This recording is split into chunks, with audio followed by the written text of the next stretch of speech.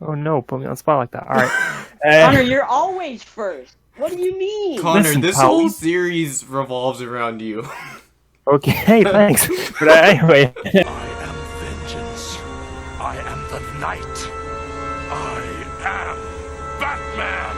People of Earth, I am Darkseid, Lord of Apocalypse. Service with a smile? I know about all your other major enemies, but you never mention him. He was the biggest, wasn't he? Oh, come on, it's Lex Flippin' Luthor. Why should we trust him? What? Like a bunch of super friends? More like a Justice League. Do we even need to bother with intros at this point? Same people are here. I'm just gonna play a clip before this anyway. Let's go ahead and get into this episode. Hi. Hi. Okay, be a clown and Two-Face. I'm not even gonna do a plot summary. Okay, I'll do a plot summary. Be a clown. The Joker's hanging out in his hideout. He's watching TV. The Joker mayor's like, kidnapped the kid.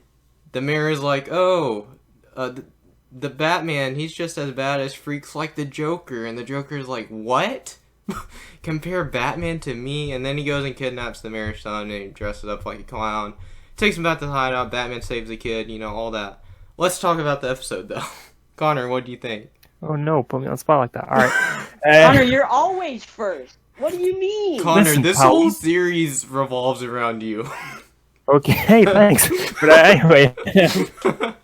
Yeah, it was an interesting episode. I thought the plot was pretty cool. I didn't expect them to do a thing where, like, a kid sneaks away with Joker, and I was like, that was an interesting thing to do.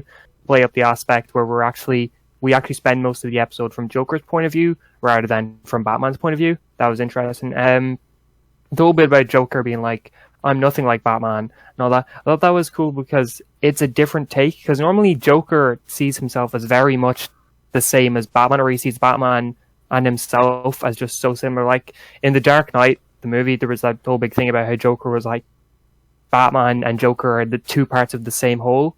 So it was interesting in this where he was like, nope, completely different and all that. Yeah, the kid stuff was cool. I like all the stuff of Bruce not being Batman, pretending to be an idiot and like tripping over the cake, knocking it into the pool and all that. I was like, more of that, please. And yeah, that's all I kind of have to say, but it was good. And he recognizes Joker because of the laugh. Yeah, that was cool. I like that. Okay, Everest, what do you think? I mean, I can't really add a whole lot to that. I thought it was a pretty good episode. Definitely the plot was pretty interesting, and yeah, I still love how basically every single episode they're doing something to give you Bruce's detective skills. Rather it's on a computer or just something like recognizing the Joker's laugh, they're doing something like that. And then obviously you have the big scene at the like abandoned amusement park or whatever with Batman and the Joker and the mayor's son. And I do like the moment at the end with the mayor and his son kind of reconciling. I thought that was pretty sweet. And there are like a few things that I don't know, I didn't love, but overall I thought it was a good episode. I wouldn't put it up there with like the best of the Joker episodes for sure, but I had a lot of fun with it. Yeah, so Amir Hill, he's pretty notorious for being kind of shady and stuff. They just make him like a total dickhead in this episode. Even towards his son, it's like, dude, let your son have a childhood. Come on, man. This is how you create fuck-ups in life. Like, for real. Okay, there's like one reason I enjoy this episode more than the last laugh, and that's just because the Joker has an actual hideout. The abandoned amusement part, I love that. And doing all the magician stuff. Oh no. Oh yeah. It's pretty fun. I mean, I think this is more of just a standard Joker episode too, but they do something different with them. Yeah, I can't really add anything. Yeah. I think that the idea, like, of the kid sneaking away with Joker and that, I thought it got less interesting as the episode went on. Like, while I enjoyed it, I think that could have been done better to keep me interested for longer, because the way they played it out, it just got a little bit boring, I thought. Yeah. Yeah, and I kind of liked how at the end when the roller coaster part of it's blown up, they set that up earlier with the bomb Joker threw. Yeah. It Yeah. wasn't just a random hole, or they didn't forget about the friggin' bomb he threw. Yeah, man. Attention to detail. Yeah. Alright, well, I guess that's about all we have to say about this episode. So, letter grades. Connor. I would give it a C+. Okay. Everest, should I go first? Yeah, you go first. Okay, I'm gonna give it a B-. Oh my God, Brayden! Hey, you can't say a coffee dew on this one.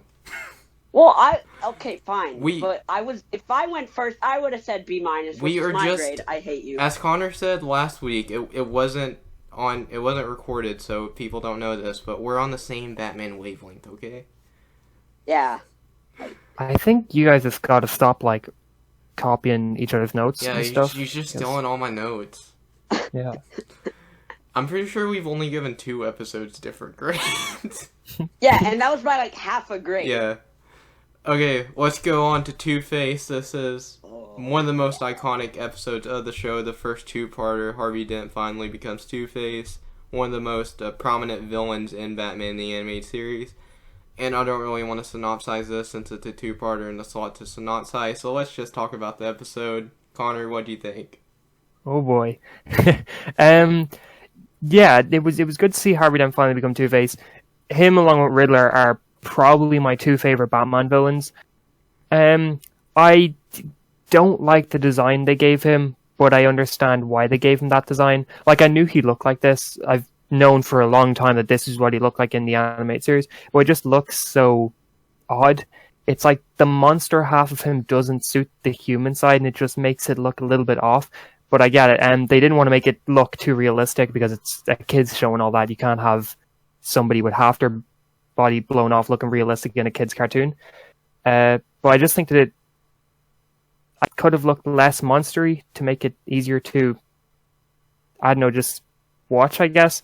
But I still liked it. It was good seeing the 2 personalities of Harvey. It was kind of cool that, or well, I don't know. I don't think it was cool that they did this, but they didn't really build up Harvey being unhinged. I thought in the prior episodes we saw him in, he seemed pretty fine. Like, there was nothing really weird about him. But then in this episode, it's like, oh, this whole time he's just had 2 sides to him. One side's unhinged, one part's not.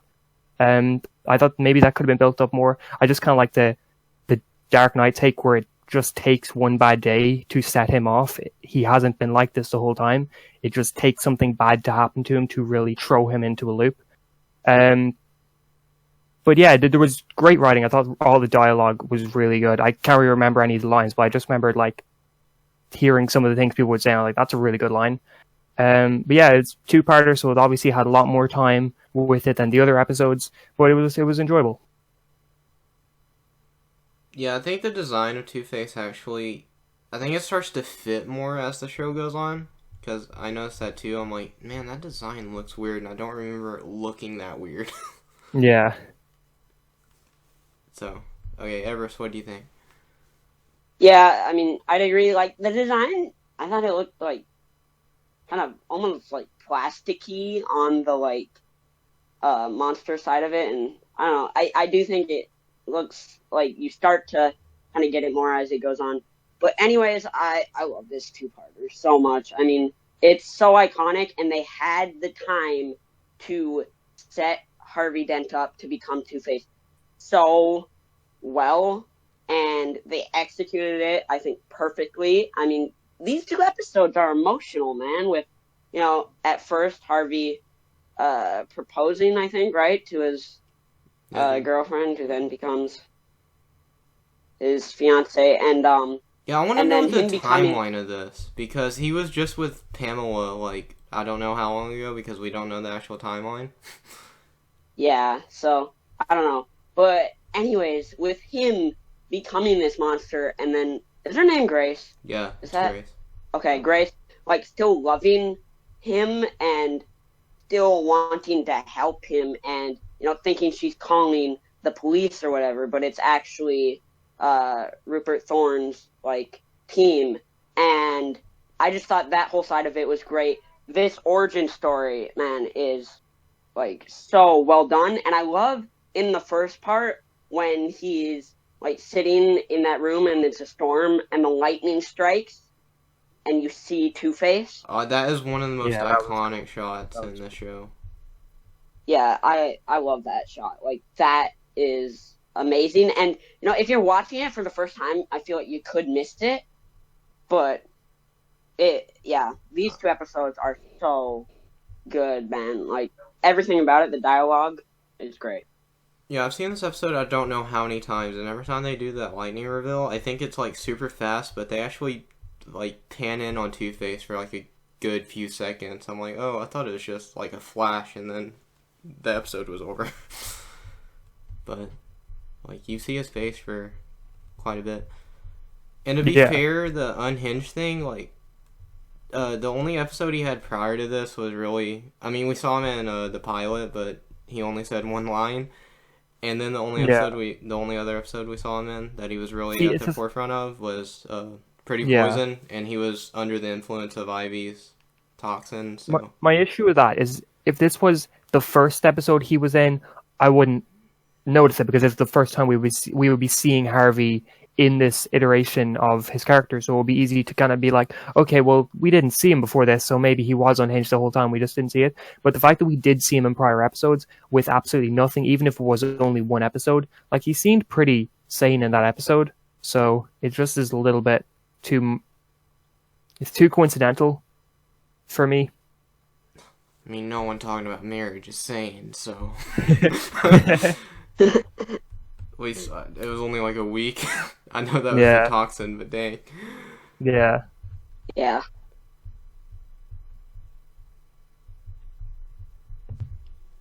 And at the beginning of part 2, when you see Bruce kind of reflecting on Harvey becoming Two-Face, and he's also kind of drawing the parallel of his parents' death, like he felt them both. That's just sad, man. Yeah.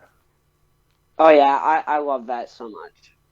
I like those scenes of Bruce, like, being emotional about people in his life, because it's not something you get to see much. It's really good, and it shows he cares about people truly. Yeah, exactly. Oh, and it's when, like, a lot of times we get this, like, he is only doing it for his parents and to, like, you know, make sure it never happens. And that is true, but we also see that he has this side that genuinely wants to help people. Yeah, and when he's going after Two-Face, I think it's like when he's going after him at the end of part 2, and he tells Alfred, like, I feel like my old friend may still be in there. Like, yeah. Oh. And he is still in there, so. It's like, it's nice. We don't get to see Bruce have friends much, and when he does, they get turned into psychopaths. Sucks. Yeah, in the final fight, when... Oh, my pet peeve with this episode is when Batman confronts Two-Face for the first time, and Two-Face just, like, hits him in the hallway. Batman falls, like, over a janitor's cart thing or whatever, and that just knocks him unconscious for hours. They kind of did that in The Forgotten as well. I'm like, that's Batman. Come on, that would not take him out of commission for that long. Yeah. Kind of like that's something that happened in The Forgotten too. He just got hit and it somehow, you know, knocked him out. But whatever, it's animation, I guess. They only have so much time to tell their story, so. I mean, I feel like they could have found a better way, but that's just nitpicking. And then the final fight, I just like how Candace, that's I don't know if they said her name. That's Rupert Thorne's like head girl, the one that gave Grace the device. She's just like smiling while everyone's fighting, like Batman. I hated her. Yeah. I was like, Batman, please, like, arrest her. I can tell you for sure we'll be seeing her again. I can only think of one episode she's in for sure. She's probably in more, I don't know. Because Rupert Thorne's in quite a bit of the show. I don't like her. And I actually forgot this was Thorne's introduction episode. I thought he was in an episode before this. Wait, wasn't he in an episode before this? I don't think he was. Was he? I don't remember him. I could have sworn he was in one. Because he's going to be in the next episode. Maybe it was a different fat evil guy, but I don't know. Are you thinking of Boss Biggest? You can't be thinking of him, can you? No, I'm not, but... Are you thinking of the Sewer King? No. Oh, yeah. Everyone's favorite palindrome. Okay, one more I don't thing. know. I thought we saw Thorn in one episode. It wasn't the Sewer King, Brayden. So. I don't remember seeing him, but... Okay, one more thing I want to bring up Yeah, about maybe- Two-Face is after Batman brings him down when he, he brings him down with all the coins, and we see that in everything now. I wonder if this was the first thing that did it. Doubt it. I'm sure It was might in the have comic. If it is, then that's great. Like, if this is the first thing that really did it, at least in, like, entertainment media, like, outside of the comics, Yeah, I think it was the first thing that did it outside of the comics, definitely, because Two-Face wasn't even in Batman 66. Yeah, he was so- he was in Batman, but he wasn't Two-Face yet. The '89 movie. Yeah, and yeah.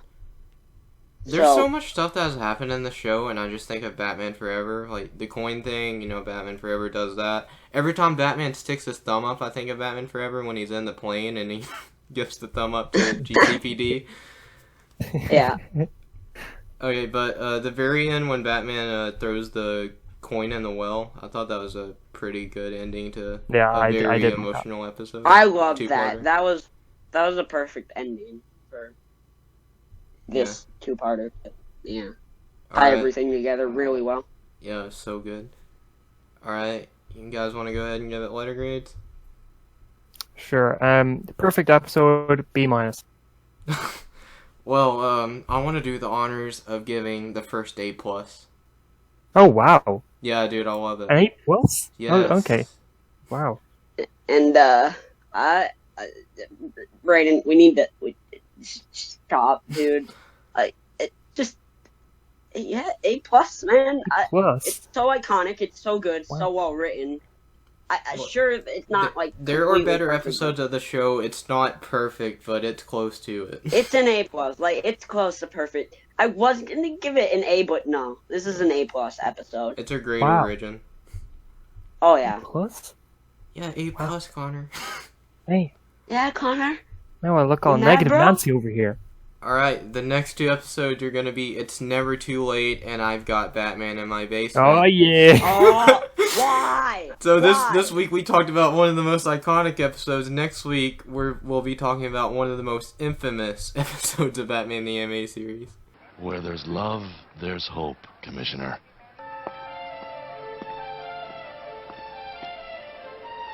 But a little luck wouldn't hurt.